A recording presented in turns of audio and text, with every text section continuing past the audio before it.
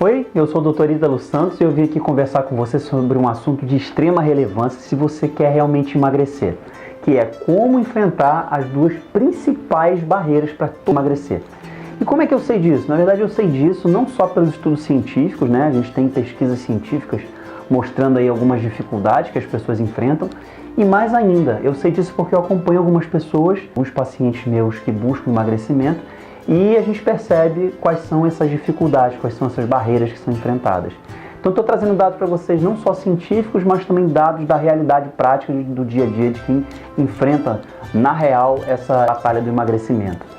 Então eu vou aqui começar pela primeira e talvez você já tenha pensado assim, uma delas eu já sei qual é.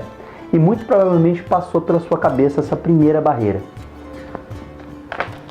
E essa barreira é a fome. E a fome realmente é algo que todo mundo teme enfrentar em função de buscar emagrecer. E por que a fome acontece? Bom, primeiro a gente tem uma grande dificuldade, talvez você tenha também, de conseguir interpretar o que é uma fome real e o que é uma vontade de comer, por exemplo, em decorrência de uma ansiedade. Então esse é um ponto.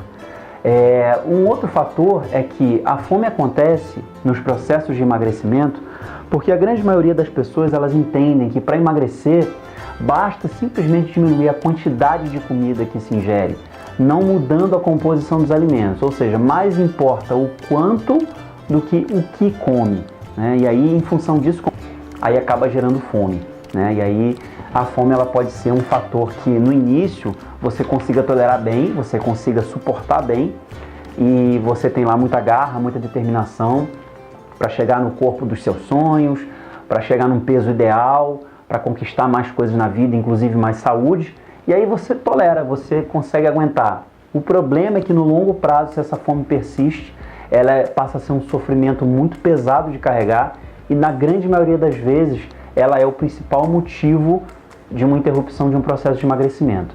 Então não é algo fácil de ser suportado no longo prazo e é um grande fator de desistência. Tem muita gente que realmente interrompe o processo pelo fato de não suportar essa dor física, uma dor física real que acontece.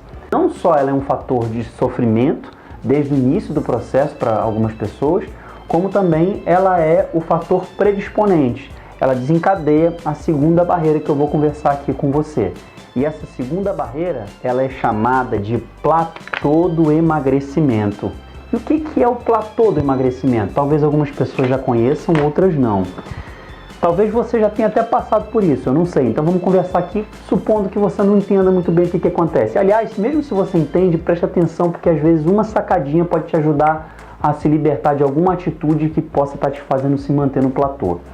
Então aqui o que acontece é o seguinte, no início do processo de emagrecimento, aqui o peso lá em cima e o tempo no zero. Está começando aqui e aqui o tempo vai correr. Vamos olhar aqui essa curva azul. O que acontece é que o peso ele vai diminuindo conforme o tempo passa, conforme você faz as suas mudanças alimentares ou de atividade física. E aí chega num ponto que é esse xizinho aqui em que simplesmente o peso não diminui nada. Apesar de você continuar fazendo as mesmas coisas, nada diminui. Em alguns casos até aumenta um pouquinho. Desesperador para muitas pessoas, né? E é algo que realmente também desestimula muitos indivíduos.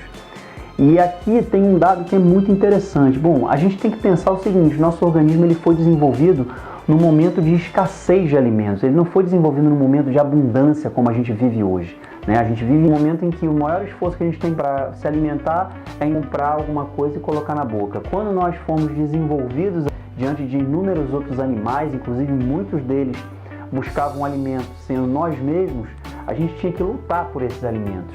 A gente tinha que lutar contra eles, né, para conseguir os alimentos. Essa disputa era uma disputa árdua e muitas vezes a gente ficava sem comer por muito tempo. E isso fez com que o organismo tivesse que se adaptar e tivesse que sinalizar com medo da gente ficar sem comer até morrer.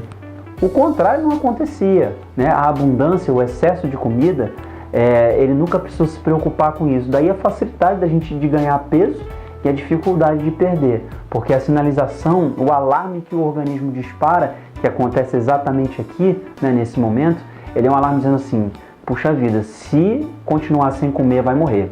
E o que acontece aqui com essa sinalização interna?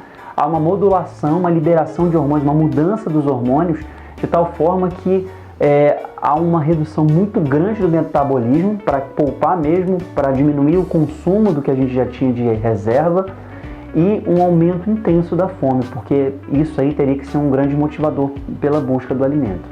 E aí o que acontece? Você tem mais fome, você come a mesma coisa, mas não consegue reduzir peso. Caramba, extremamente difícil, bem complicado.